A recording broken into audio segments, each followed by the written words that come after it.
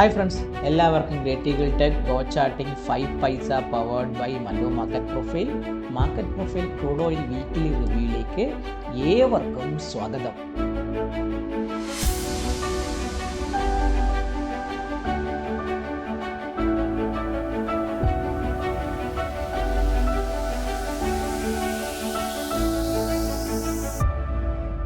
ഇന്ന് ഞാൻ വിചാരിച്ചു ഈ ആഴ്ച മുതൽ ഓയിലിൻ്റെ റിവ്യൂവും നാച്ചുറൽ ഗ്യാസിൻ്റെ റിവ്യൂവും പ്രത്യേകിച്ച് ക്രൂഡ് ഓയിൽ ഇപ്പോൾ ഓൾട്ടൈലിനെ കിടക്കുന്നുണ്ട്, ഓയിലിൻ്റെ റിവ്യൂ കൃത്യമായിട്ട് കൊടുക്കാമെന്നൊരു മനസ്സിൽ പ്ലാൻ ചെയ്തുകൊണ്ടാണ് നമ്മൾ വീഡിയോ ചെയ്യുന്നത്.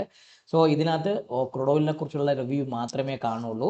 സോ കഴിഞ്ഞ ആഴ്ച നിങ്ങളുടെ റെഫറൻസ് ട്രേഡ് വഴി നമ്മളെ മെമ്പർഷിപ്പിൻ്റെ MCXൻ്റെ മെമ്പർഷിപ്പുള്ള ആൾക്കാർക്കെല്ലാം കൃത്യമായിട്ട് പറയുകയാണെങ്കിൽ നമ്മളെ ട്രേഡ് പ്രകാരം അവർക്കെല്ലാം നല്ലൊരു കിടിലൻ ട്രേഡ് കിട്ടിയ ദിവസമായിരുന്നു. ചുരുക്കി പറയാൻ നമ്മൾ കഴിഞ്ഞ ആഴ്ച നമ്മൾ റിവ്യൂ പറയുന്ന സമയത്ത് കഴിഞ്ഞ ആഴ്ചയിൽ ഞാൻ ക്രൂഡ് ഓയിൽ 9,000 മുകളിൽ പോയി കഴിഞ്ഞാൽ 9,100 രൂപ പോകുമെന്ന് പറഞ്ഞു. ആ ലെവൽ ടെസ്റ്റ് ചെയ്ത് പറഞ്ഞു.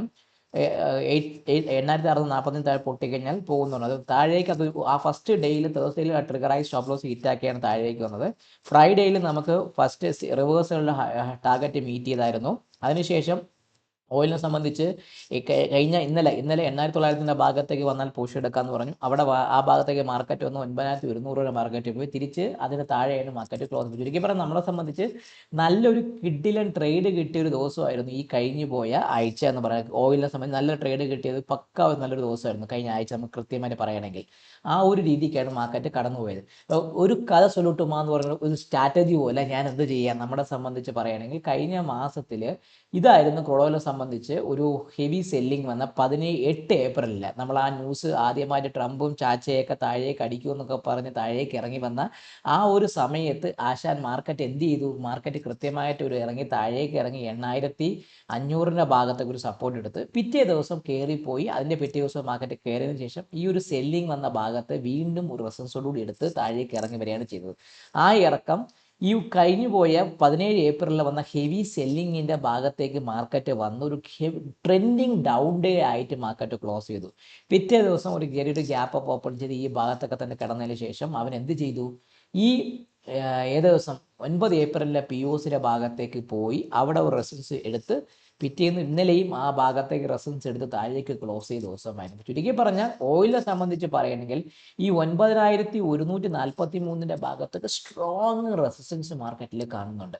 ഈ സ്ട്രോങ് റെസിസ്റ്റൻസ് മാർക്കറ്റിൽ മുകളിൽ ക്രോൾ സസ്റ്റെയിൻ ചെയ്ത് പോകുന്നുണ്ടെങ്കിൽ 9,346 മുകളിലും അതിന് മുകളിൽ 9,516 മുകളിലും അതിന് മുകളിൽ ഈ POC ആയ ഏത് ദിവസത്തെ POC ആണ് നമ്മളെ സംബന്ധിച്ച് പറയുകയാണെങ്കിൽ ഈ POC എത്രയാണ്? 13 ഏപ്രിലിന് POC ആയ 9,741 ഭാഗത്തേക്ക് ക്രൂഡ് ഓയിൽ പോകാനുള്ള ചാൻസ് കൂടുതലാണ്. ഇതാണ് എനിക്ക് അപ്സൈഡിലേക്ക് വേണ്ടി ക്രൂഡ് ഓയിലിനെ കുറിച്ച് പറയാനുള്ള കാര്യം. ഇനി ഡൗൺ സൈഡ് നോക്കുമ്പം 8,800 ഭാഗത്തേക്ക് ഓയിലിനെ സംബന്ധിച്ച് സ്ട്രോങ് സപ്പോർട്ട് ഉണ്ട്. ഈ 8,800 ഇന്നലെയും പൊട്ടാസ്യം വെച്ച് തിരിച്ച് കയറി പൊട്ടാസ്യം വെച്ച് തിരിച്ച് അങ്ങനെ മൾട്ടിപ്പിൾ ടൈംസ് അവൻ ട്രൈ ചെയ്തുകൊണ്ടിരിക്കുകയാണ്. അപ്പോൾ ക്രൂഡ് ഓയിൽ 8,800 പൊട്ടുകയാണെങ്കിൽ ഈ 8,645 ഭാഗത്തേക്ക് വരാനും അതിന് താഴെ ഈ POC ആയ 8,522 ഭാഗത്തേക്ക് വരാനുള്ള ചാൻസ് കൂടുതലാണ്.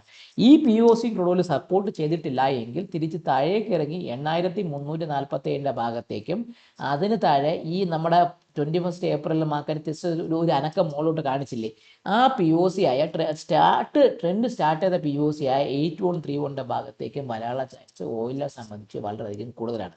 സോ ഈ വരാൻ പോകുന്ന ആഴ്ചയിൽ ട്രംപ് അണ്ണനും ഇറാൻ ആൾക്കാരും തമ്മിലുള്ള ചർച്ച കാണുമോ? ഇല്ലെങ്കിൽ ട്രംപ് അണ്ണൻ പറയുന്നത് ഞാൻ ഇനി അടിക്കാനുള്ള ചാൻസാണ്, ഞാൻ ഈ മാർക്കറ്റിൽ ഞാൻ അവനെ അടിക്കും, അവനെ എന്ത് ചെയ്യും, ഞാൻ നശിപ്പിക്കും എന്നൊക്കെ പറഞ്ഞ് വാർ വീണ്ടും സ്റ്റാർട്ട് ചെയ്യുമോ എന്നൊക്കെ എല്ലാം ഡിസൈഡ് ചെയ്തിരിക്കും നമ്മളെ മാർക്കറ്റ് പോകുന്നത്. സോ നിങ്ങൾ ഒരു പ്രത്യേകിച്ച് പറയുന്നത് 9143 എന്ന് പറഞ്ഞൊരു ബുള്ളിഷ് റെഫറൻസ് നിങ്ങളെ സംബന്ധിച്ച് മുകളിലേക്ക് ആഡ് ചെയ്ത് വെക്കണം. ഡൗൺ സൈഡിൽ 8,800 എന്ന് പറഞ്ഞ ലെവൽ നിങ്ങൾ കൃത്യമായിട്ട് ആഡ് ചെയ്യണം. ഈ 9143 മുകളിൽ പോവുകയാണെങ്കിൽ ഞാൻ ഈ പറഞ്ഞ അപ്പർ സൈഡ് ലെവൽസിൻ്റെ ഭാഗത്തേക്ക് പോകാനും 8,800 ഇപ്പോൾ താഴെ സസ്റ്റെയിൻ ചെയ്യുന്നുണ്ടെങ്കിൽ ഈ പറഞ്ഞ ഡൗൺവേർഡ് റെഫറൻസ് ലെവൽ ഇതൊക്കെ വരാനും ഓയിലിനെ സംബന്ധിച്ച് വളരെയധികം ചാൻസ് ഉണ്ട്. ഇതാണ് എനിക്ക് ക്രൂഡ് ഓയിലിനെ കുറിച്ച് പറയാനുള്ള വ്യക്തമായിട്ടുള്ള ലെവൽ. സോ ബുള്ളിഷ് റെഫറൻസ് എന്താണ്? 9143. പേര് ഷഫർ എത്രയാണ് 8800. ഓർത്ത് വെച്ചേക്കുക, ലെവൽ മാർക്ക് ചെയ്യുക, ട്രേഡ് ചെയ്യാൻ വേണ്ടി ശ്രമിക്കുക. സോ എല്ലാവരും നമ്മുടെ എന്താണ് എനിക്ക് ഒരു MCXൻ്റെ ഇക്വിറ്റിയുടെയും ഒരു മെമ്പർഷിപ്പ് സിസ്റ്റം ഉണ്ട്. അതിലാണ് നമ്മൾ ഓയിലിനെ കുറിച്ചും ഗ്യാസിനെ കുറിച്ചും ഗോൾഡിനെ കുറിച്ചും കൃത്യമായിട്ട് ലെവൽസ് തരും. ട്രേഡ് ചെയ്യാൻ വേണ്ടി നിങ്ങൾക്ക് അത് യൂസ് ചെയ്യാൻ വേണ്ടി തരുന്നുണ്ട്. അതുകൂടാതെ നിഫ്റ്റിയുടെ ഓപ്ഷൻസിൻ്റെ ടേബിളും കൂടെ പ്രൊവൈഡ് ചെയ്യുന്നുണ്ട്. അപ്പം നിങ്ങൾക്ക് അതിനെക്കുറിച്ച് കൂടുതൽ അറിയണമെങ്കിൽ എൻ്റെ തമിഴിനെ കാണിച്ച നമ്പറിൽ ഒന്ന് ബന്ധപ്പെടുക. സോ വീഡിയോ കാണുക, ഈ ലെവൽസിനെ മാർക്ക് ചെയ്ത് വെച്ച് ട്രേഡ് ചെയ്യാൻ വേണ്ടി ശ്രമിക്കുക.